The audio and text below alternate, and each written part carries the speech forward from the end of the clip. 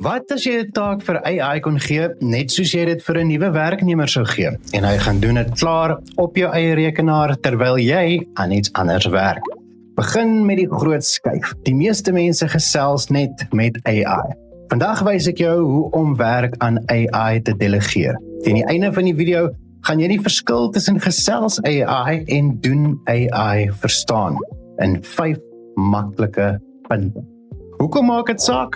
Almal het al ChatGPT of Claude se chat gebruik. Jy vra 'n vraag, jy kry 'n antwoord en dan moet jy nog steeds die werk gaan doen. Cowork is 'n ander dier. Dit vat aksie.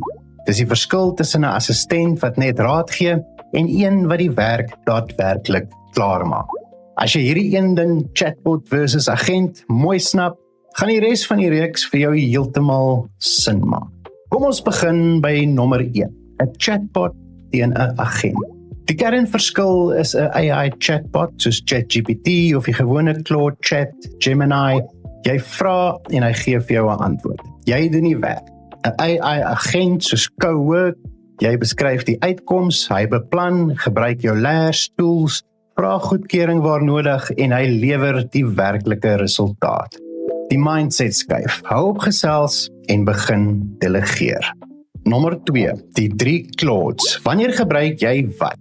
Claude Chat, 'n thinking partner. Dis wonderlik vir brainstorm, navorsing of om 'n besluit deur te dink. Maar die werk rus steeds op jou skouers. Claude Cowork, dis 'n work partner. Hy doen die werk, verwerk take, werk op jou eie dokumente en loop met multi-step workflows oor jou regte tools. Claude Code is 'n build partner, spesifiek vir ontwikkelaars. Jy kan apps bou, automation scripts skryf en code debug. Cowork en Code is albei agente, hulle is net vir verskillende mense ontwerp. Nommer 3, wat Cowork eintlik kan doen. Hy werk plaaslik op jou rekenaar en lees jou eie layers. Hy skryf en hardloop met kode, maar binne 'n veilige sandbox of 'n virtuele masjien. Dit is die groot sekuriteitsverskil wat hy met Claude Code het wat direk op jou masjien loop. Jy koppel direk aan jou daaglikse tools. Jy kan met Gmail, jou kalender, Microsoft Outlook, Slack, Notion, Salesforce, HubSpot, alles waaraan jy kan dink is daar. En dit word genoem connectors. Dan kan jy skills en plugins vir herbruikbare workflows. Dis goed wat jy oor en oor en oor doen. Die agent loop en dan sub-agents. Wat is die agent loop? Hoekom dit regtig take kan klaarmaak? As jy gee vir dit 'n taak, Cowork werk uit wat gedoen moet word. Hy maak 'n plan en hy vat 'n aksie. Hy wysig 'n layer, hy trek data of hy skryf 'n dokument. Die belangrike deel wat 'n chatbot nie doen nie, sy kontroleer sy eie werk. Besluit dan wat volgende moet gebeur, herhaal dit, verbeter dit of skuif aan na die volgende stap toe. Dit is wat hom van 'n praat AI en 'n doen AI verander. En dan sub-agents.